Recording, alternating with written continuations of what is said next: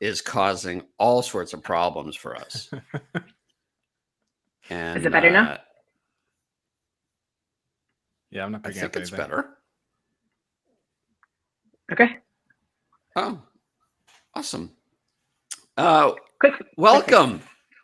Yeah, quick fix. I apologize in advance for any feedback you get, anybody listening, and I want you to know it is Natasha's fault. Just so we're clear on that. Neither Jim nor I are to blame on any of this from here forward. Welcome to Leading Comments. We are excited to be back. We're excited to have you here. Me, Natasha Wallstra, and today we've got Jim Hamilton, who I believe is our first Canadian guest. Am I correct on that? Yeah. Exciting. So we expect But we've only had one other guest, yeah. I know, but she wasn't Canadian, right? She definitely was not, no. Yeah. New Yorker, yep. So we're expecting a high level of kindness and many apologies. Okay. Today, I'll do my best. Thank you. You should apologize for that. Today we're going to talk about writing emails that sell, how to write emails that sell. And before we get to Jim, Natasha and I are going to talk about you, Jim, as if you're not in the room. Natasha, I learned something interesting about Jim today. Can I tell you? Please. He is started off as a massage therapist. He has a license to be a massage therapist, I believe. Schooling to be a massage therapist. This is where you talk about his ability to massage words, right? That's what that was. That was like the softball. I actually did know this, though. By the way. Oh, you I'm not did? sure how I knew this. Yes. Yeah. I think we talked about this before, or in some posts. But yes. Yeah. Very interesting. Fun fact. Fun fact. So we both met Jim in the LinkedIn world, and have since become friends. And I was lucky enough to be part of a course that you're doing that you launched, and I was one of the guinea pigs. And I've had a lot of respect for you, Jim, and your not just your knowledge of copywriting, but your ability to present it in such a simple way that even my pea brain can understand how to do it well. And when I watched you write an email, because in the course, Jim writes an email, and you may be thinking right now, watching somebody write an email is like watching grass grow or watching paint dry. I am telling you, watching Jim write an email is like watching Monet paint a painting. It is insane. Like it was 15 minutes, I think. That was your goal. And the 15 minutes flew by because of the way he is just watching how he does it, going from start to finish and massaging words, and see how I put in massage in there. The guy's an artist. And so I'm super excited to have him here. And also, if I read correctly, which is a 50-50 chance, my understanding is that, Jim, you've written emails, or at least participated in the copywriting of emails that have led to $30 million in sales. Yeah, that's the sum total of sort of client work in general. So not just limited to emails, but yes. Yeah, that's a lot of money. I mean, even in Canadian dollars, it's still a lot of money. It is. So let's just start off with the basics. Your background, aside from the massage stuff, is copywriting. We don't need to get into that. Let's just get to the meat of this. What's the problem with sales emails these days? Yeah, it's a great question, and I think what most people typically diagnose as a sales email problem is really a lack of alignment between their email strategy and their objective. And so I think it's helpful to just zoom out a little bit. There are essentially three types of emails you can send to your list: sales driven, personality driven, and content driven. So those are the three types. And to conceptualize these, you can think about each one in terms of what question does it answer. So content driven, for example, answers the question of how do I do something, right? How do I do it? So, these emails are step-by-step frameworks, mistakes, lies, lessons, actionable, practical, tactical stuff. And these emails can sell as well, but typically the way they're done is with the super signature, right? So that's the, thing that we probably all seen, at the bottom of the email, it says, PS, here are 4 ways I can help you, boom, boom, boom, right? But while those emails are great for sort of pre-selling and nurturing, and they can sell, Guilty. Yeah, me too. Yeah. When you plug your offer at the bottom of an email like that, Take notes. it comes across as an afterthought, right? Because it's just planted at the bottom with little to no segue between the meat of the email and the offer that you're making. And because there isn't that direct tie, it's the persuasive power is pretty low on the scale. So I'm taking that as a personal attack, first of all. Let's just get that out there. I think I've said this to you before, but you have, but I haven't listened until we had people in the room, and now I realize I really need to go back in time and change everything I'm doing. So continue on. Yeah. So the second type is personality driven, and these emails answer the question of what do I do, right? So these emails reveal what to do without how to do it, and this is a way to give someone a bite-sized nugget or takeaway without cannibalizing their demand for what you sell, right? And again, your newsletters are a great example of personality-driven emails in that you're using stories and anecdotes to reveal useful lessons, right? I think it's just the pieces tying the offer directly to that story, directly to that lesson in a in a stronger way. But those are personality-driven emails in a nutshell, and they kind of straddle the line between content and traditional copywriting and making a direct sales pitch. So that's the second type. And then the third type is a sales-driven email, right? So this is a direct sales pitch, right? It answers the question of why. Why should I do this? Why should I take action, right? Why should I buy what you're selling? And, these are the emails that are like, the subject line reads, want my help getting more clients from your email list, right? Like they're very direct, they're very straightforward, and they absolutely have a place, right? I think a lot of people, building their personal brands, active on LinkedIn, are a little afraid to sell, right? They lack a little bit of confidence in terms of being direct with their offers, but those emails are going to be the most effective at converting subscribers into clients and customers. However, you can't only send that, right? It depends on goodwill, right? Because they're designed to harvest that goodwill and turn that into cash. So I think coming back to answer your question, and the problem with sales emails is that I think a lot of people are confused about what it is that they're trying to do and which email type is the best for their objective and how that fits into kind of a broader strategy in terms of their approach to email.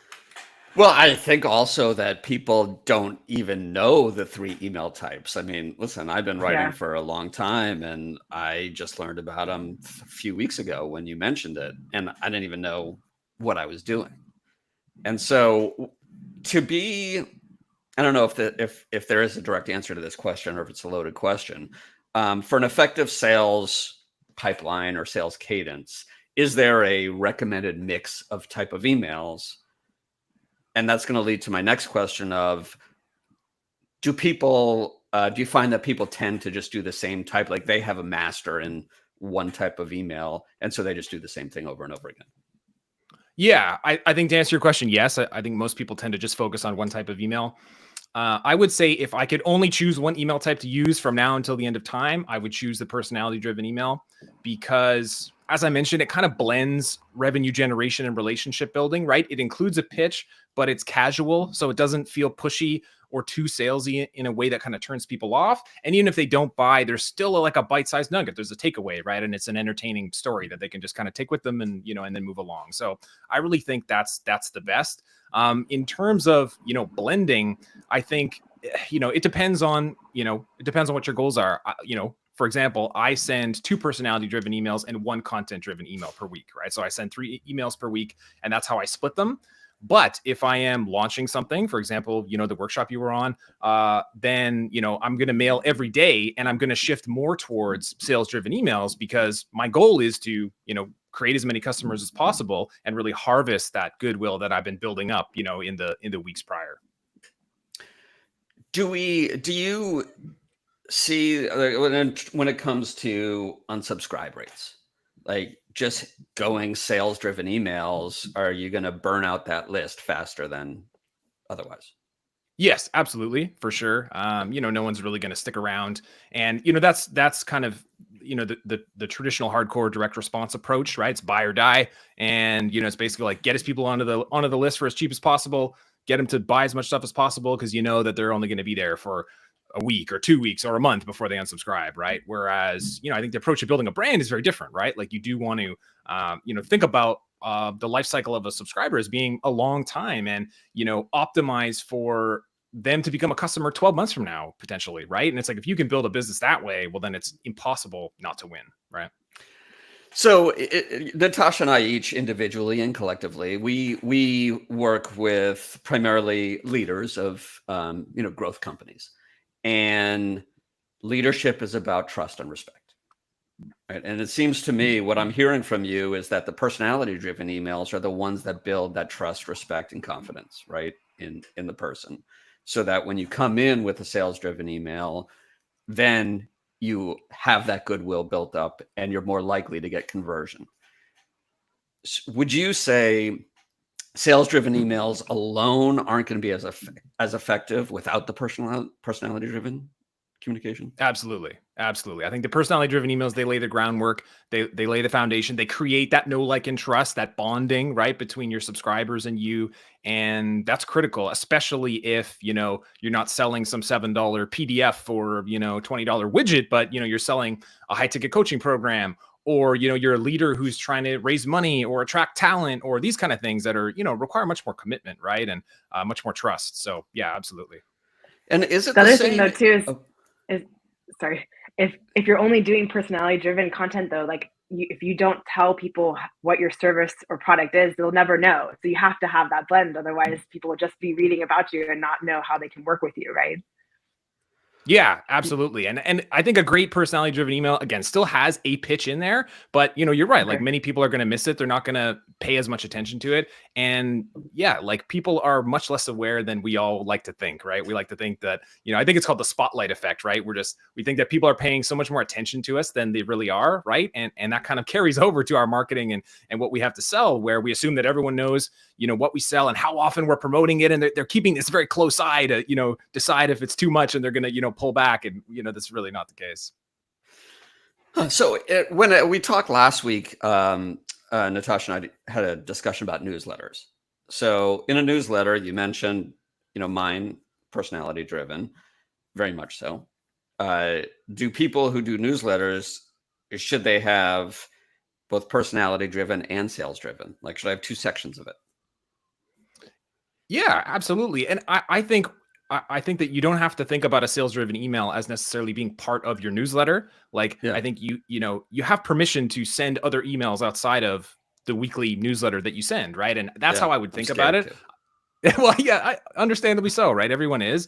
And, so it's not so much like, okay, well, you need to also, when you sign up to my newsletter, you need to agree to receive a sales pitch every Friday. That's not what it's about, right? But it's about, okay, like, so if you're gearing up to, to promote something, or, something comes in on a specific week, it's about just putting it out there, right? And understanding that, like, you've earned that permission through, sending a valuable newsletter that people enjoy, right? And not having to build it in and make it structural so that it's every week, but then also not having to worry too much about, like, oh, is everyone going to go crazy just because I sent, this one sales driven email? Right. And listen, we're going to get into how to structure the emails in a second, or in a few minutes. And I know that's what people are waiting for. And by the way, anybody who's listening, feel free to drop any questions in the comments, and we'll pepper Jim with them all. But before we get there, my question goes back to things people are selling, right? If you're selling a widget, if you're selling a service, if you're selling a SaaS product, does it matter in the types of emails you sell? Like, is it all kind of the same? You just need that cadence of building trust and confidence and respect with the personality driven, and then go for the sales driven. Yeah, I think the sales process itself is going to look very different depending on those three things that you mentioned, right? So with a widget, I mean, it's you just send, or a PDF, you just send them to a link, and it's a sales page or it's a checkout page, and they can just buy. They don't need really much more of an actual sales process. But with a SaaS product, maybe it means getting them on a demo, right? And that's kind of what it's about. And if it's a service, well, then maybe you're not actually trying to sell them just in that broadcast email. You're trying to open a conversation, because that's where the sales process is going to take place, whether it's on the phone, whether it's in the DMs or over email, whatever. But it's instead you're sort of prompting a reply, or that kind of thing. Awesome. So let's dive into structure of these emails. Give us, what are the tricks? What are the hacks that everybody can understand and try to do it? Yeah, absolutely. So there are 4 key pieces to a great personality-driven email.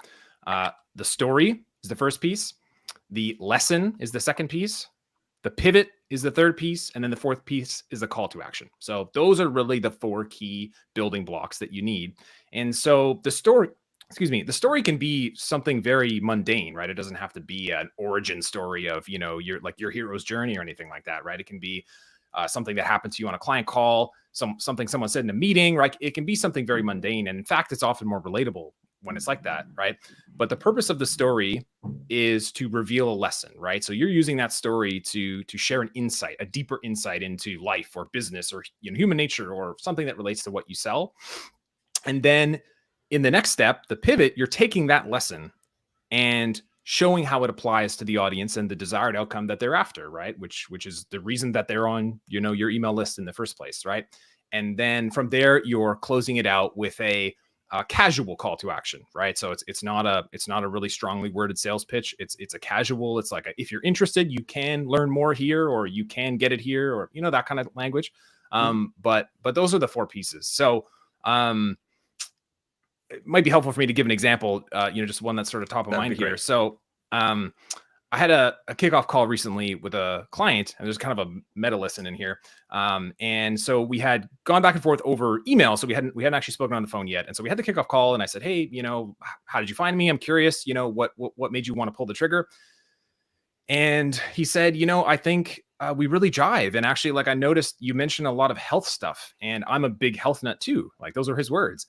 And I just thought that was so interesting. Like, wow, it's not that I'm a great copywriter. It's that, I'm also into health. And that was like what pushed him over the edge, right? So that was the story. And the lesson was that people buy coaches, not coaching, right? And because that's really what that story reveals.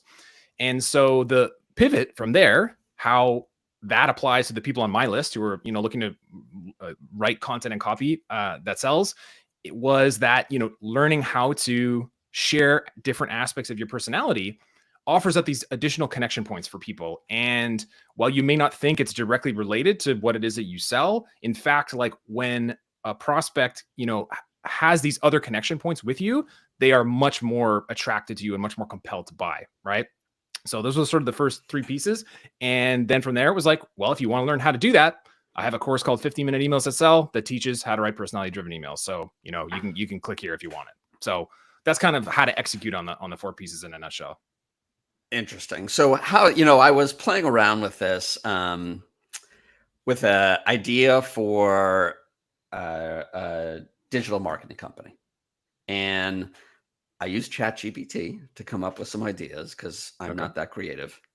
And I disagree, but one idea that came up was, story is cooking a gourmet meal for the first time can be overwhelming without a recipe or experience. And then the lesson is expert guidance can turn a complex task into a masterpiece.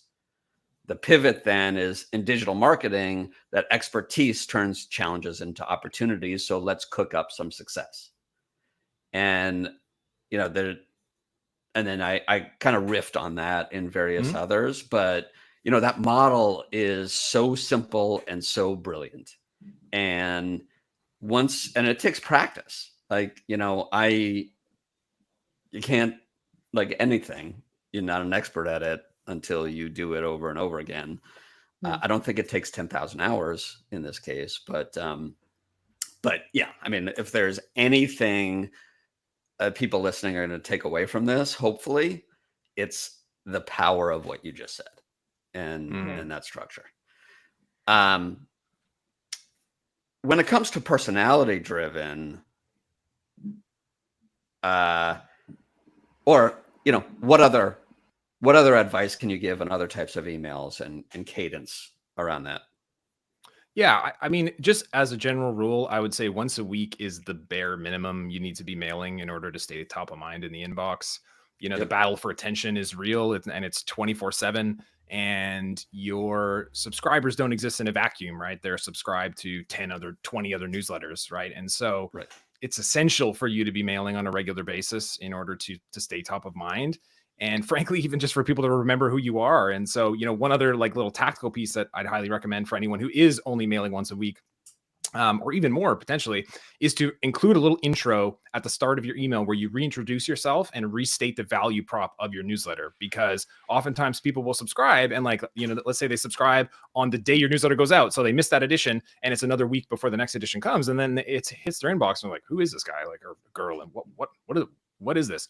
And so to have a little intro, for example, mine just says, happy Wednesday. That's when one of my emails goes out and it says, welcome back to Persuasive Alchemy. I'm Jim Hamilton. My writing has contributed to $30 million in client sales. And each week I send out, actionable tips on how to write content and copy that sells. Right. And so that way you're just like, oh yeah, that's right. And it kind of reaffirms their decision to subscribe in the first place. Right. They're like, oh yeah, that's right. This is why I was interested in this. Right. And so again, I think just coming back to that awareness point, right. And recognizing that most people are much less aware and much less tuned in than, maybe we'd like them to be.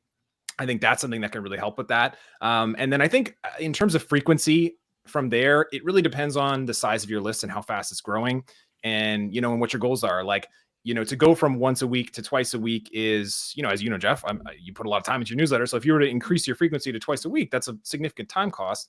And so you want to make sure that your list is growing enough, fast enough, consistently enough that time wouldn't be better spent just growing your list, right? And so that's really you got to just decide how to deploy your resources as an entrepreneur, because in the beginning, you would be better off spending 90% of your time growing your list and 10% of the time mailing it, and then just kind of on a sliding scale, slowly increasing that over time, And I started out with once a week and, shifted to twice a week when I got to about 750 subscribers, 3 times a week. And, eventually I'll get up to 5 days a week, at some point, and eventually probably to 7 days a week. But it's, that's going to happen when it makes sense, right? And when I feel like, okay, my list is growing enough and this time is better spent mailing the list as opposed to growing it. And let me give a call out, Natasha. I think you're going to say something, but hold on. Your newsletter is Persuasive Alchemy, and yes. Natasha and I were talking about this before. You're the only newsletter I read in full every time besides mine, and it stresses me out. Your newsletter gives me so much anxiety because every time I read it, and it's really short. You say it's 4 minutes, but you write 2 minutes. You're like 600 words or something like that. And every single newsletter has things that I need to do, and as quickly as humanly possible. But then the next one comes out and I'm backed up in things I need to do. It's just, there's so much value in such a short read. Yeah, I was about to say the same thing. That's why my inbox, I keep anything that has a pending task as unread, and my inbox is now full of Persuasive Alchemy, PA 101. I'm like, yep, I gotta do that. So, yeah, exactly. Jim, can we talk about subject lines? Yeah, absolutely. So, just sort of, talking about subject lines in general, obviously they're huge, right? And I think one of the biggest mistakes people make when writing emails is they don't put enough effort into the subject line. 80% of the people will see the subject line and not open it, right? And so it's it doesn't matter how great your email is if no one reads it, right? So the subject line deserves a lot of attention. And, there are sort of 5 things that I think about in terms of different things that really improve open rates and email performance. So the first is curiosity, right? So that's going to be the biggest thing, right? Making someone curious to open the email to find out what's inside, right? And so, making, an example would be how to sell high ticket offers without sales calls, right? There's a promise in there, but it doesn't reveal how it works, right? And so you're like, oh, well, I'm curious about that. I'd like to know more, right? And so that type of thing is always effective for increasing open rates.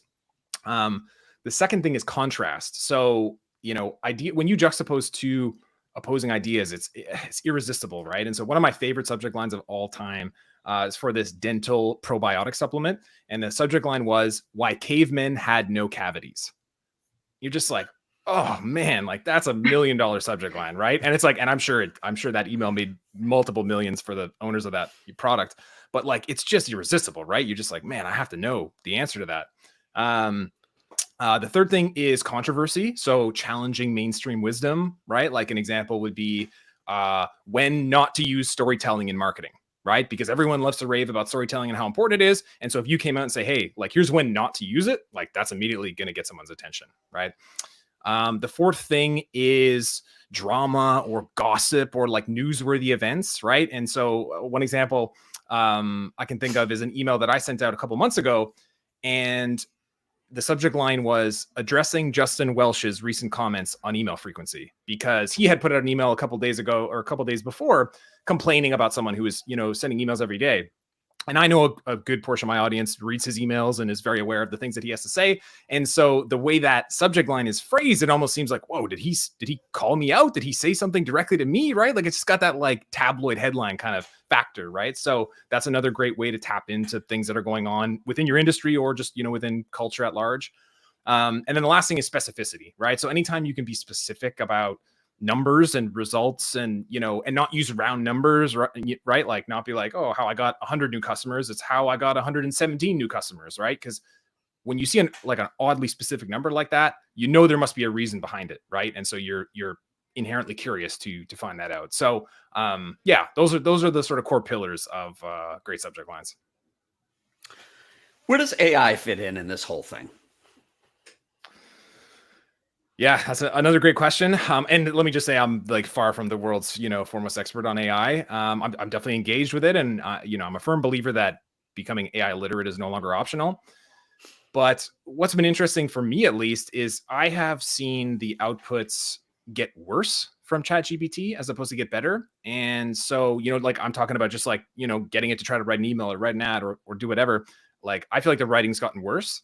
And I've this is a theory that I've come across in the sense that because, AI is eating the internet and AI generated content is taking over the internet. And so then the new training sets for these AI models, these large language models, then becomes AI generated content, right? And so it ends up kind of like choking on its own output and the quality goes down. And so again, this is a theory. I certainly don't, know for sure one way or the other, but I remain a big believer in using it for ideation and collaboration as opposed to depending on it to provide you with personality and serve as your voice. So two things that I really like to use it for as it relates to emails and just writing in general are when I get stuck on a tactical element, like trying to find the right analogy or metaphor. It's great for that. Or trying to complete a list, right? You want to make a list to kind of, prove a point and you're missing like a couple items on the list, right? And it's like, you can give to ChatGPT and say, hey, here's my email, here's the list. I need your help finishing the list. Boom. Like it's great for that, right? So I think using it for specific tactical sticking points like that and collaboration and of course ideation, those are all great uses, and it's helped me immensely, and I use it every week for sure. But I think you don't want to become too dependent on it writing emails top to bottom for you.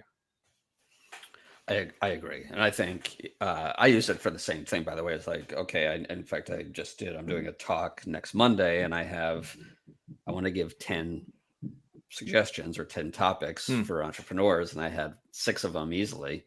And ChatGPT, I asked for another 10 and came up with 4 that were good. What's the future of email marketing? Another great question. I think obviously ultimately no one knows, right? And anyone who claims to know is, making things up. But I think one thing that's interesting is there's a common misconception people have when they compare email to social. And, what they love to say is like, oh, well, with email, I'm not at the mercy of an algorithm. And that's a lie. You are absolutely at the mercy of an algorithm. It's called Gmail. It's called your primary inbox, right?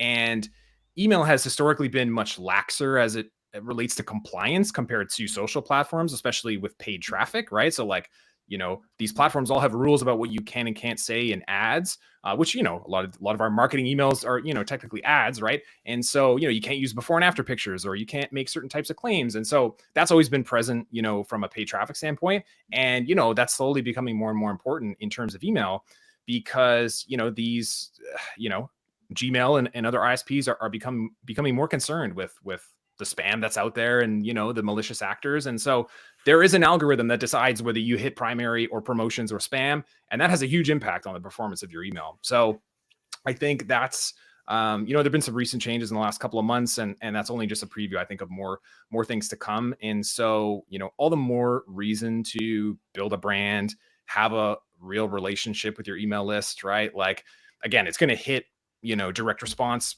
operators much harder, in the sense that, again, that's buy or die, and it's like heavy churn and that kind of stuff. And so I think those metrics are going to increasingly signal to companies like Google that, like, hey, this is someone whose emails we don't want to put in the primary inbox. Whereas someone who's like writing a weekly newsletter, people have been subscribed for a long time, they engage, they reply, that kind of stuff. That's going to go a long way towards getting you, in the primary inbox on a regular basis. And really, that's why I think I'm so bullish on personality driven emails in general, because I think obviously the online space is becoming more competitive and more saturated, and the barrier to entry is very low. And so there's more and more voices in the same space. And, the most effective way to stand out is to, know how to express your personality, express your values, your principles, not just your competency and the thing that you know how to do, but also like what makes you different aside from that. Right. So that's what I would say. I love this. This is like music to my ears, because it is not just fully professional. You have to have that personal human touch to it. Like, this is what I talk about all day long. I love it. Yeah. Email's not dead. Email's not dead. Yeah. Will Gen Z kill it? Will Gen Alpha kill email? I doubt it, but we'll see. There's too much spam to be had. Have we done a good job here? We good? Yeah. Great. Absolutely. This has been great. This has been insanely good. And listen, I'm really grateful for you coming on and saying this, because people pay you a lot of money for you to help them do this. And having taken the class, I can say for sure it's worth it. Like, it's a game changer what you do. Let everybody know how they can find your newsletter and reach out to you. Yeah, so it's persuasivealchemy.com. That's the best place to find me. I'm starting to get more active on various social platforms, but LinkedIn is still HQ for me. So if you want to connect, that's definitely the place to do it. And Natasha and I can be found on LinkedIn as well. Natasha, any updates or anything from you? I still need to start my newsletter. This is giving me so much anxiety. Right? But it's all it's happening. It's going to start happening. Actually, I do have a question if we have a few more minutes. Mm-hmm. Yep. Difference between like ConvertKit, and then I saw your last email. You said you swear by a different one. Beehive. Okay. Can you? Yeah, top happy to points talk on about that? that. Yeah. Really so quick, I started sorry. out on ConvertKit, and it's got a lot of great, very advanced automation features. You can tag people based on the opt-in form they come in on, and you can trigger all kinds of automations based off those tags and custom fields and stuff. So it's very sophisticated in that regard. But what was frustrating to me was the analytics were pretty limited, and I think they are working on that, because I think Beehive is really challenging their position in the market right now. But what frustrated me was that I couldn't look at the performance of my subscribers across different sources. So, for example, like my subscribers from LinkedIn versus the paid subscriber, like the ones that came from paid ad on Facebook, for example, right? Like being able to compare those at a cohort level and look at, okay, what are the open rates? What are the click rates, et cetera? That was something that I really wanted to do. And you can, track subscribers from different sources with ConvertKit by creating different opt-in forms, but that quickly I found got complex, right? Because you got all these different opt-in forms, and then it's like, if you want to make a change to your opt-in form, well, now you got to go and update all the other ones. Whereas with Beehive, they use UTMs, which is, pretty standard. And so you can send basically everyone to one page, and they're going to have the UTMs in their contact record. So you're going to know, okay, this one came from LinkedIn, this one came from Facebook, et cetera. So that was one of the big appeals to me. At the time, they had no automations when I made the switch, but they have since added automations. And so they're not at ConvertKit's level yet, but my prediction is that they're going to be. And in the meantime, they've added so many other features. They are delivering inbound ad opportunities. So I've been getting, a bunch of ad opportunities, which are like hands-free. And I think ConvertKit is doing this too. It's just like you accept it or reject it, one click, it's in your newsletter, easy peasy, right? So I'm just, been really impressed with them as a company and how fast they're iterating. And that's what gives me, so much optimism about their product. And for point counterpoint, I'm on Substack, and I use ConvertKit it doesn't integrate with Substack, but I also it's complicated. I use ConvertKit. And to your point in terms of workflow, so I can track every issue anybody has read. And so I know every single issue that they've read. I know where they've come from.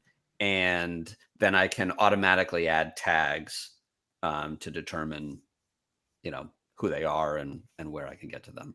I think Beehive is better, my gut, for if you're not a complete tech, I'm going to play around with tech all the time and I'm going to build a model for this. I am that person. Okay. Beehive is more plug and play. Yeah, absolutely. I would agree 100%. Awesome. Thank you very much, Jim. My pleasure. And we'll talk to y'all later. Thanks, Jim. Sounds good. Thanks for having me.